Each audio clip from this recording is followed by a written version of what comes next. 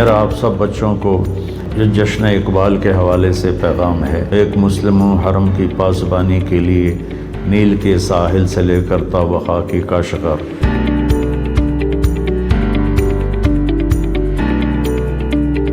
मेरा मानना ये है कि अब्दुल सत्तार ईदी साहब निसाब में पढ़ाना चाहिए। मेरा मानना ये हकीम सईद को निसाब में पढ़ाना चाहिए। मेरा मानना ये है कि आपको नवाब और बहावलपुर को निसाब में पढ़ाना चाहिए।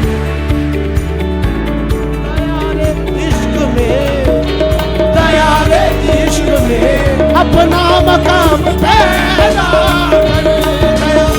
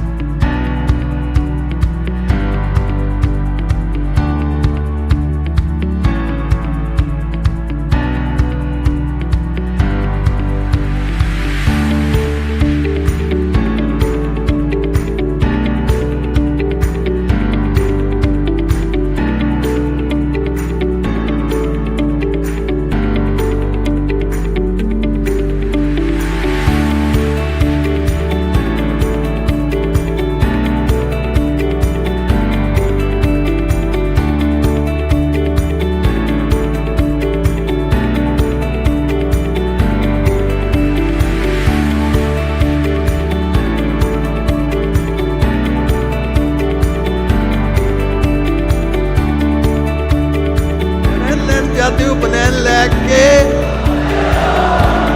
तो मैनू क्यों बुलाया?